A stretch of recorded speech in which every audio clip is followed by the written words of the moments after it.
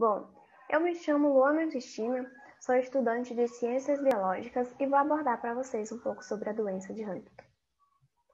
Bom, a doença de Huntington, ela só se tornou conhecida após as descrições dos sintomas que foi realizada pelo médico George Huntington no ano de 1872, porém, em momentos anteriores, algumas características da doença já haviam sido publicadas. Começando então em 1841 por Charles Walter, na qual em uma carta ele faz uma definição bem clara da coreia, que é caracterizada por movimento involuntário dos músculos, que é um dos principais sintomas da doença, assim como sua natureza hereditária. Bom, seguindo então para 1860, onde o físico norueguês John Christian ele publicou um trabalho com a descrição da doença de Huntington, contemplando principalmente seu padrão clássico de sintoma e sua hereditariedade. Apesar, então, de ter sido o primeiro trabalho a ser de fato publicado, ele não teve muita repercussão, fato, então, que dificultou o compartilhamento desse conhecimento para os demais estudiosos. E, então, em 1872, George Huntington ele publicou seu trabalho, que foi denominado On Coreia, e logo no começo da sua descrição, Huntington ele trata de um dos sintomas mais característicos da doença, que é a coreia, que trata-se de espasmos que afetam músculos voluntários do corpo.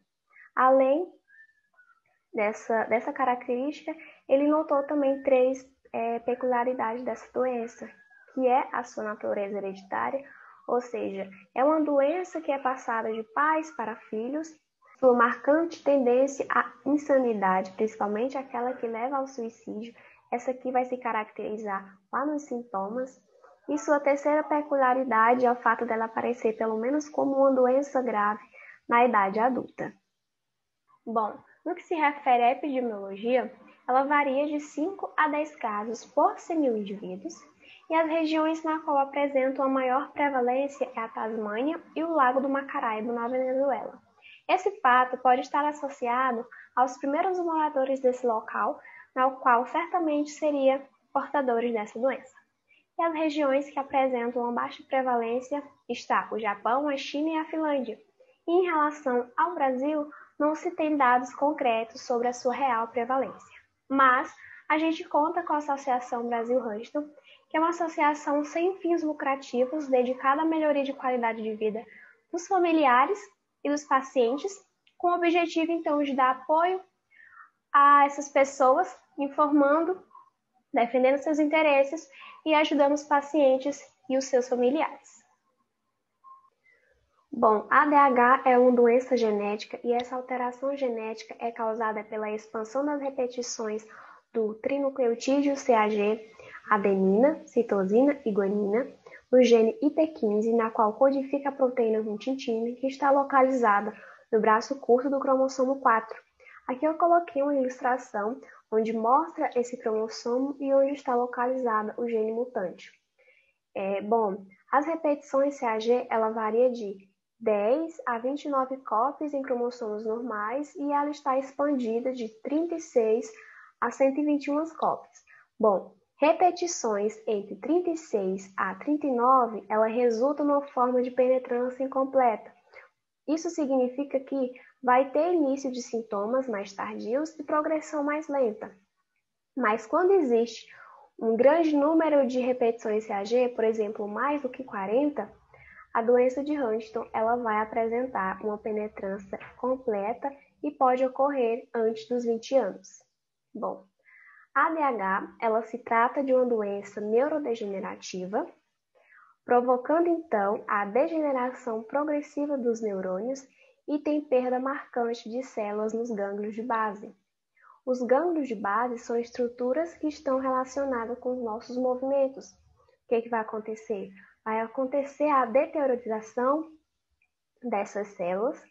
E aqui, como vocês podem ver, eu tenho um cérebro de uma pessoa normal e o cérebro de uma pessoa que tem ADH. Os ventrículos na pessoa que tem ADH, eles estão totalmente aumentados. E os gânglios de base, eles estão bem atrofiados. Isso que vai acontecer.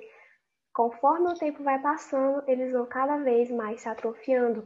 E isso vai resultar, então, lá nos sintomas. Bom, a ADH ela é de herança autossômica dominante. Autossômica afeta ambos os sexos, tanto mulher quanto homem na mesma proporção. E dominante, basta que apenas um dos pais seja afetado para que o gene responsável pela doença seja transmitido para seu descendente. Então, aqui eu tenho um casal na qual o pai ele apresenta o alelo homozigoto dominante e a mãe apresenta alelos homozigoto recessivo. Bom, no que se refere então aos seus descendentes, eles vão ser 100% afetados, uma vez que o pai ele apresenta somente alelos homozigoto dominante, né? Então, a gente tem aqui outro caso, né? Onde o pai ele apresenta alelos heterozigoto dominante e a mãe apresenta alelos homozigoto recessivo. Lembrando aqui que a mãe ela ainda continuará sendo saudável e o pai vai ter o gene da doença, né? Aqui o pai ele vai apresentar 50% de chance de transmitir essa doença para seus descendentes. E foi o que aconteceu.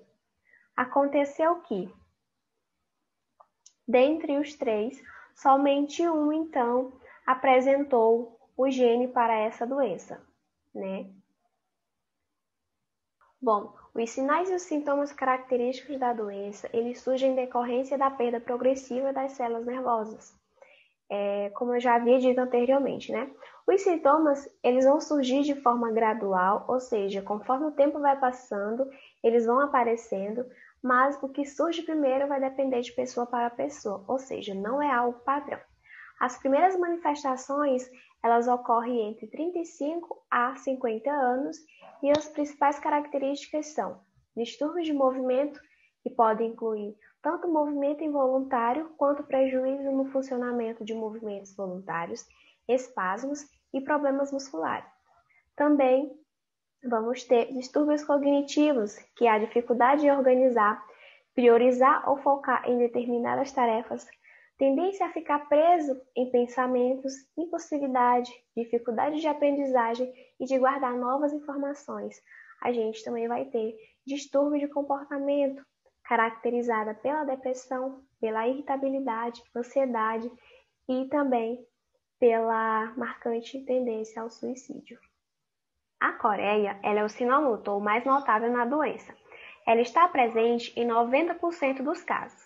As alterações na marcha elas se tornam mais pronunciadas com a progressão da doença, dificultando então a movimentação desses indivíduos, levando então a quedas frequentes. Bom, a ADH ela tem estágios de desenvolvimento.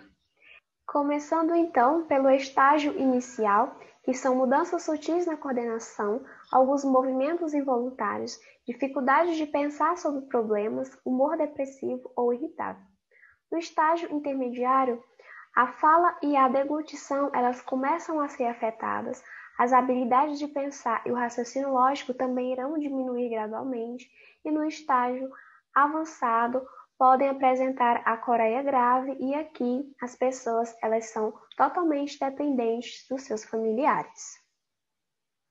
Bom, no que se refere ao diagnóstico, o diagnóstico ele é feito através de um histórico familiar com antecedentes positivos, exames de neuroimagem como tomografia computadorizada e ressonância nuclear magnética e avaliação clínica confirmada por exames genéticos que medem, então, o número de repetições CAG, como, por exemplo, está ilustrada nessa tabela, né? Eles usam basicamente uma tabela igual a essa para, então, medir o número de repetições e quanto está expandido.